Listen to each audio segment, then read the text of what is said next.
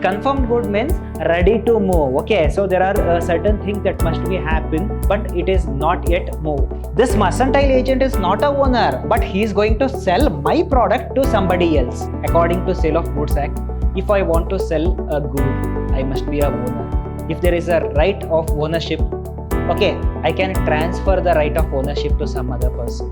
Firstly, the good had already sold, but he is going to retain the position of good.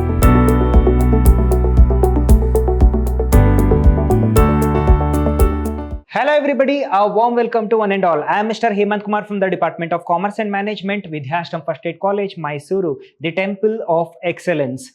In today's session, we are going with session 2 of Unit 2. It's about the Sale of Goods Act 1930 under the subject Business Law, that is for 6th semester BBA students. This is agenda of today's session. We are going with the topics of transfer of ownership in goods. Okay, so transfer of ownership in goods and also sale by a non-owner and its exceptions. Okay, so these are the three topics that we need to cover in today's session. Transfer of ownership in goods. So what happens? What exactly this transfer of ownership? How can it happen? Okay, so as I had explained in earlier session, according to the Sale of Goods Act, okay, 1930, there are two parties in a contract of sale. Let me consider Mr. A and Mr. B. These are two parties. Mr. A is a seller, Mr. B is a buyer. Means whatever the transaction that is going to happen according to the Sale of Goods Act, okay, it is between two parties. One is a buyer and another one is a seller. Okay, so what happens here? Say for example, Mr. A, he is going to sell a car to Mr. B. Okay, so he is going to transfer his ownership because Mr. A is titled as a owner of that particular car. Okay, so he is going to transfer the ownership to Mr. B. So what happened? He sold the car means it is said that so that ownership of Mr. A had transferred to Mr. B. Now the Mr. B is a owner of that car, and also the transaction is going to happen based on the consideration or monetary consideration. According to the Sale of Goods Act, there must be consideration on the monetary basis, that we call it as a consideration. There are a few general principles of Sale of Goods Act, okay, how actually it is going to happen, and there are certain principles that is included under this act. Okay, so principle number 1, according to section 19 of Sale of Goods Act, it is going to say about the according to contract. It is regarding the specification that had mentioned in a contract. Say for example, as I said, Mr. A is selling car to Mr. B. Okay, so he is selling car to Mr. B. So what happened? Based on certain terms and conditions, as we had studied in the previous session, so all the terms and conditions that must be disclosed by both the parties within the date that we are going to enter into a contract. Means before entering the contract, we are supposed to discuss what all the terms and conditions that is regarding the contract. What color car he is going to sell, okay, so which brand of car he is going to sell, and what is the mileage of a car, if there is any defect or the default in the car. Okay, so what are the advantage, what are the disadvantages, all the things, and when he is going to make the payment, whether he is going to pay full cash or partly he is going to make a payment, whether he is going by a credit basis. Okay, so all the things must be discussed. It is nothing but terms and conditions or the specification about a contract according to the section 19. It is going to say about all the things or the terms and conditions according to section 19 of Sale of Goods Act must be discussed before we enter the sale of goods. Intention of parties, okay, according to section 19. And also this section 19 is also going to say about the intention of both the parties, whether it is a buyer and seller. Okay, so there must be no force. Means here Mr. A does not have any right to force Mr. B to purchase his car. Okay, so he must willingly purchase his car, and also in the same way Mr. B does not have any right to force Mr. A to give his car. Okay, so there must be no force according to the Sale of Goods Act. Intention of parties, both the parties are intended to purchase. Means he is intended to purchase the good, he is intended to sell the good. Means it means that he is ready to sell his good. Okay, specific or ascertained goods according to section 20. So Sale of Goods Act 20 is going to say about the specification of a good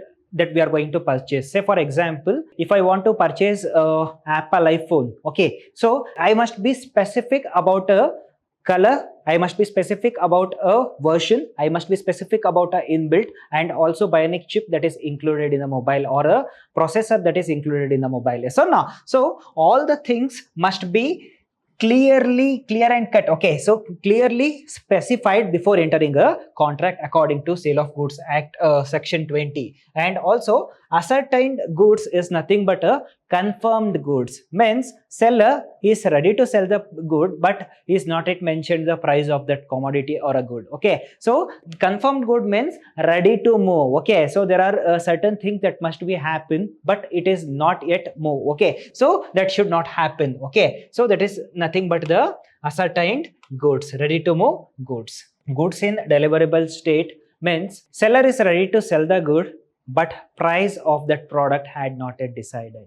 Okay, so in that circumstances, he cannot deliver the goods. He cannot say that today you purchase the product, I am going to tell you the price tomorrow. No. So before entering the contract itself, each and everything must be specifically discussed. Okay, so according to Sale of Goods Act, section 21. Goods to be put into deliverable state. Okay, goods must be put into deliverable state. Okay, according to Sale of Goods Act. Okay, so the good must be in a deliverable state. This act is not applicable for the immovable goods, as I said in the first session. Okay, so Sale of Goods Act is only applicable for the good that is movable in nature. It is not applicable for the good which is immovable in nature. Okay, so it may be land and building, it may be any kind of a real estate activity. Okay, so it is not applicable under a Sale of Goods Act. Goods sent on approval or sale or return. They are going to specify that once the goods had delivered from the seller to the buyer, there must be something called approval from the end of buyer. Okay, until and unless buyer is going to approve the good. Okay, so the goods is not yet transferred to the buyer. First thing. Okay, so if he had approved, what happened? The good is delivered. Okay, means delivered means the good is already sold. Okay, so if he is going to reject the good, means very simple. I will give you one beautiful example. So I ordered one cell phone in Amazon India Private Limited online store. Okay, so online shop, what I had ordered a cell phone. So what happened? So cell phone had delivered to me. Until and unless I am going to approve that particular product. Approve means I am going to collect and I am going to mention the OTP. Until and unless I mention, I am going to submit the OTP to the application or the agent. Okay, so I am not the owner of that particular product. The moment I disclose the OTP to the agent, I am the owner of the cell phone. Okay, so what happened? Most of the cases, if there is a damaged product, if there is any default or the defect in the product, what I'm supposed to do? I'm going to send back that particular product. According to Sale of Goods Act, if there is any damage, okay, if there is any defect, if there is any problem in the product, I'm supposed to pay the money, collect the product. I have an opportunity to return the same good again to the seller. That is about Sale of Goods Act. And also, I have a complete right to return the product. Okay, once if I collect the product, I am going to approve it, saying that by sharing the OTP, means it is a kind of approval that is given by the customer to the manufacturer, saying that so I had collected the good is received, means what happened, the ownership had transferred to me. And again, so if there is any defect or the problem with that particular product, so I do have an option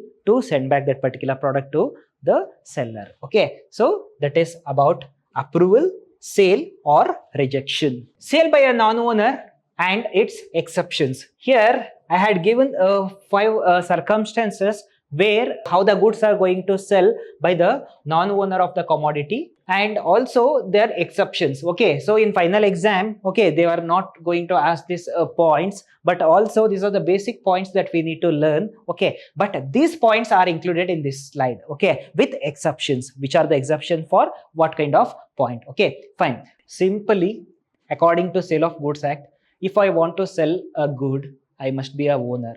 If there is a right of ownership, okay, I can transfer the right of ownership to some other person, right? So if I don't have ownership, how can I transfer the ownership to other person? If I have the good, if I have a commodity, I can transfer the commodity to other person. I can sell the commodity to other person. If I don't have any kind of a commodity, how can I transfer the commodity to other person? Very simple concept, right? So that is what this sale by a non-owner is going to say. Here there are certain exceptions. Okay, so if I have a ownership, I can sell the product, but according to this act, okay, if I am not a owner of the particular product, but also I do have a right to sell that particular product, there are certain exceptions who can sell the product without ownership. Okay, what circumstances, at what situation that we can sell the product? Okay, so that we are going to learn under this act. Okay, so the concept is very simple. Okay, there are exceptions under section 27 of Sale of Goods Act. Sale by a mercantile agent, very simple.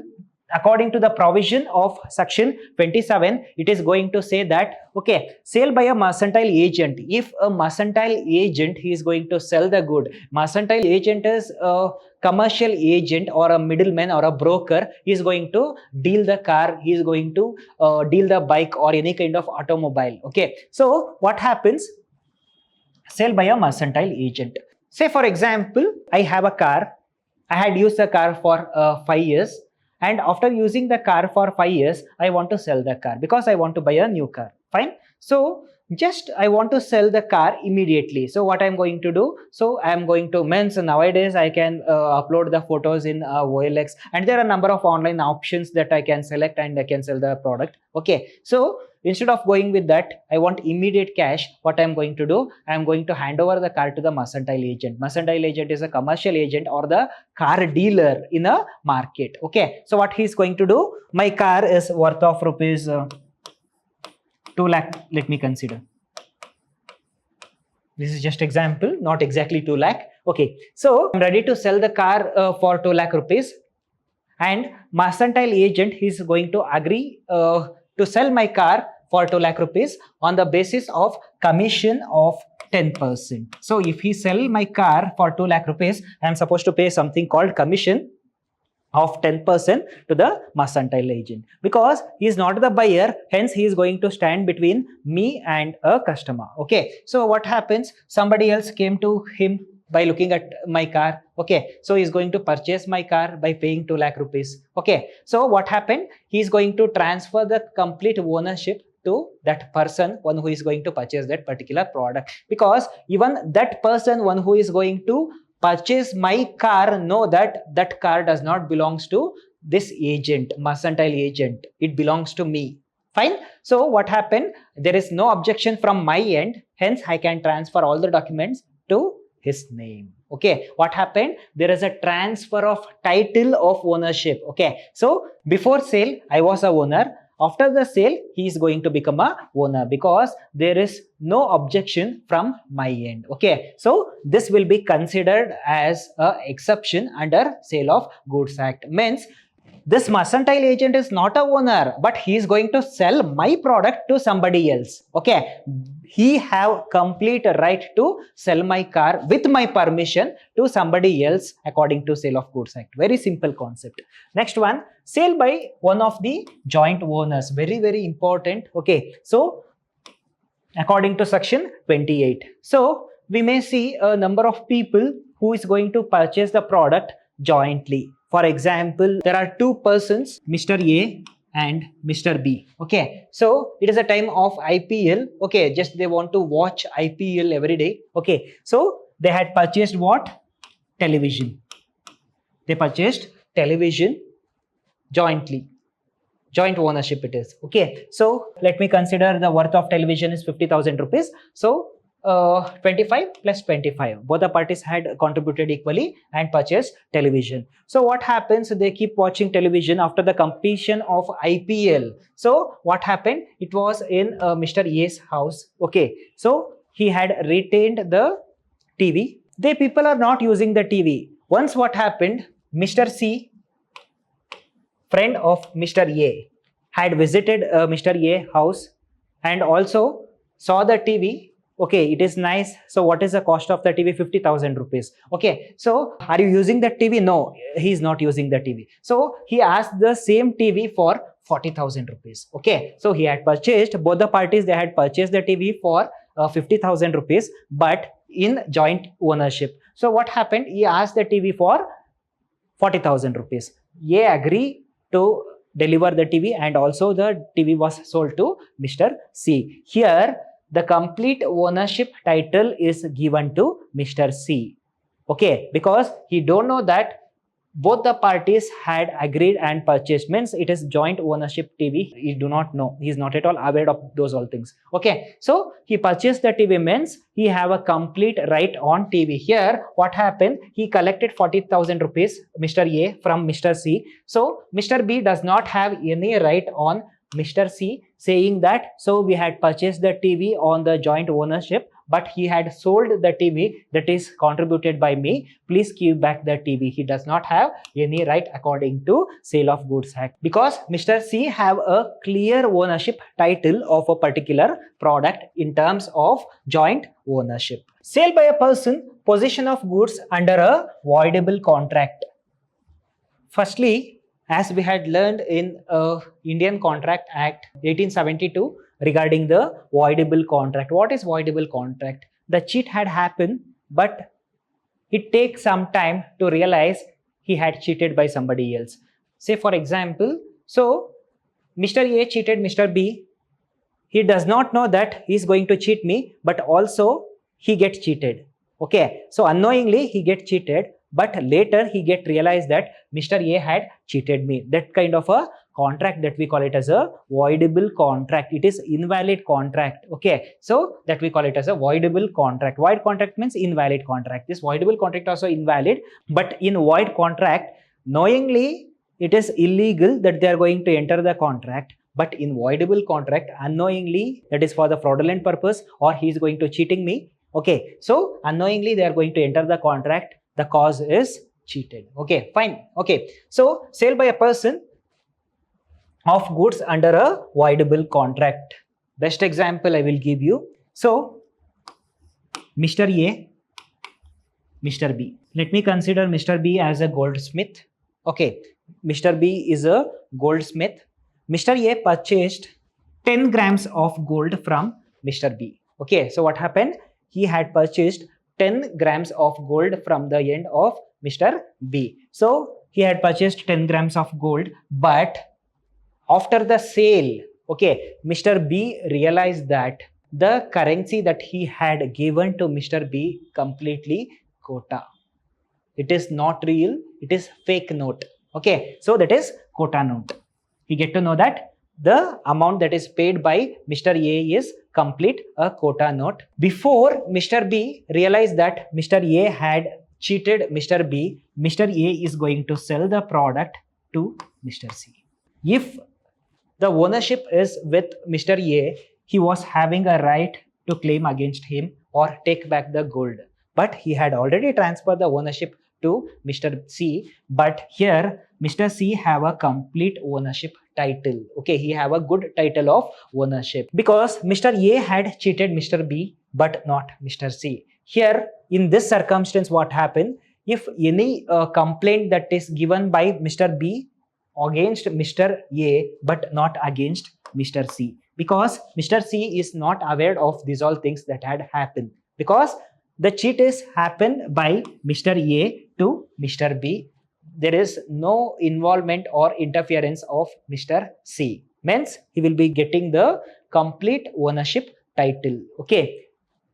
Here Mr. B does not have rights on Mr. C, and also Mr. B have a complete right on Mr.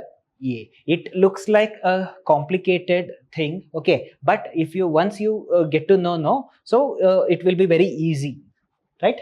Sale by a person who had already sold to goods but continues to have possession according to section 30 subsection 1. So there are two parties, Mr. A and Mr. B. What it is going to say, firstly, the good had already sold, but he is going to retain the possession of good. So what happened? Mr. A sold his car worth of rupees 2 lakh to Mr. B, but also B had not yet collected his car.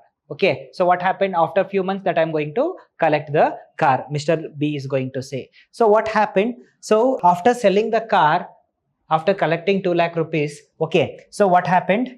Mr. A sold the same car for Mr. C for 2,50,000 rupees, because if he compare both the price, okay, 2 lakh rupees and 2,50,000, he can get 50,000 rupees of profit extra if he sell the same car to Mr. C. So what happens? Mr. A is going to hand over the car to Mr. C and collect 2,50,000 rupees. Okay, so what happens when Mr. B asks Mr. A about the car, he is going to say that the car had already sold to Mr. C. Okay, you collect your 2 lakh rupees. He is going to give back the 2 lakh rupees amount that is paid by Mr. B, because he want extra profit of 50,000 rupees. He made a profit. So here, under this circumstance, what happened? When the car had sold by collecting the amount, okay, the ownership is already transferred to Mr. B.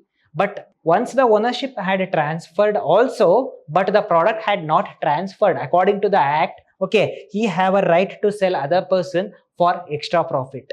Okay, so because he is going to give 50,000 extra when compared to Mr. B. So what happened? He hand over the car to Mr. C and collected 2,50,000 rupees, and he pay back 2 lakh rupees to Mr. B. Hence, Mr. B does not have any right to claim against Mr. C, because he is entitled properly by the ownership. Sale by a buyer obtaining possession before the property in goods have vested in him according to section 30 subsection 2. So this both things are completely similar, but there are some difference between both the things. Let me tell you. Okay, so what happened?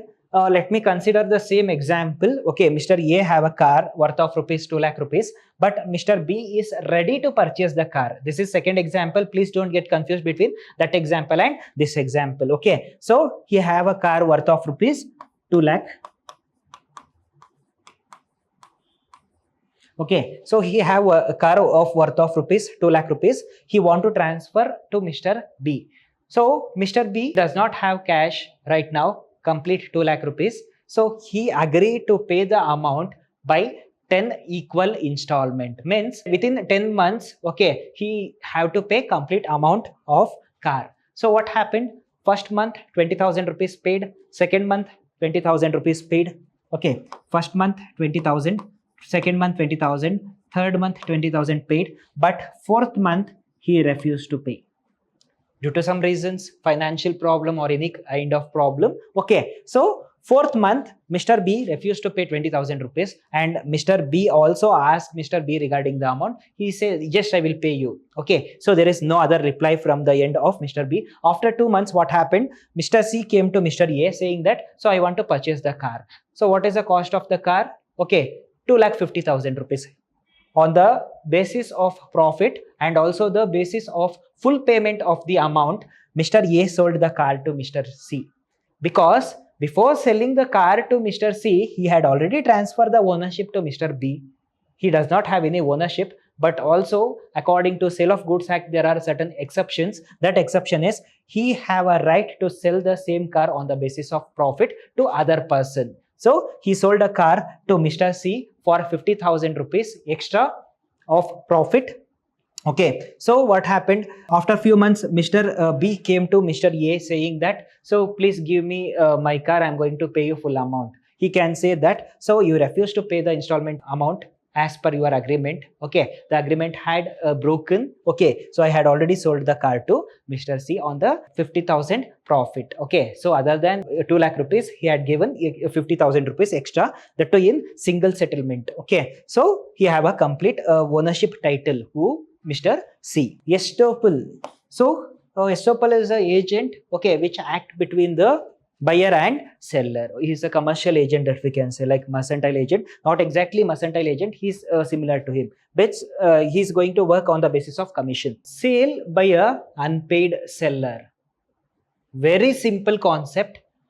Who is the seller? The person, one who is going to sell the product, he is a seller. Who is the unpaid seller? A part of amount or the full amount is not paid by a buyer. We call it as a sale by a unpaid seller. For example, Mr. X and Mr. Y. There are two parties.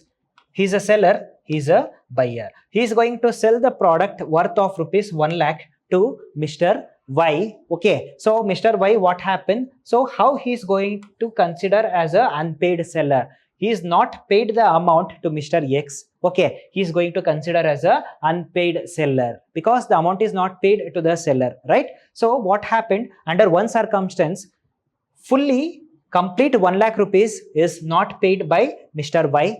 Hence, he is going to become unpaid seller. 20% of the amount is not paid by Mr. Y, he is going to become an unpaid seller. Even there is a due of 1 rupee, also he is going to become an unpaid seller. That will be considered under a Sale of Goods Act, and also there is an exception. Hence, the ownership title is completely delivered to Mr. Y. Here, under this circumstance, what happened? If the owner partly or fully not paid for the particular product, the complete ownership title will be given to Mr. Y because he is going to purchase the product, because he is going to make a promise saying that I am going to pay the money in future, whether it is a part amount or full amount. And also there are certain acts that must be considered according to Sale of Goods Act, and there are certain circumstances that is going to happen according to Indian law. Okay, so that must be considered according to the Sale of Goods Act. All the laws that is applicable under a Sale of Goods Act, which is going to govern by the sale of goods. The criteria must be goods. The next session we are going with unpaid seller and his rights, Sale of Goods Act 1930. What is the right of unpaid seller? As I said, so unpaid seller is a person who is partly or fully not paid the amount. So what is the right of an unpaid seller against good and against a seller? These are the two things that we need to learn in next session. Thank you.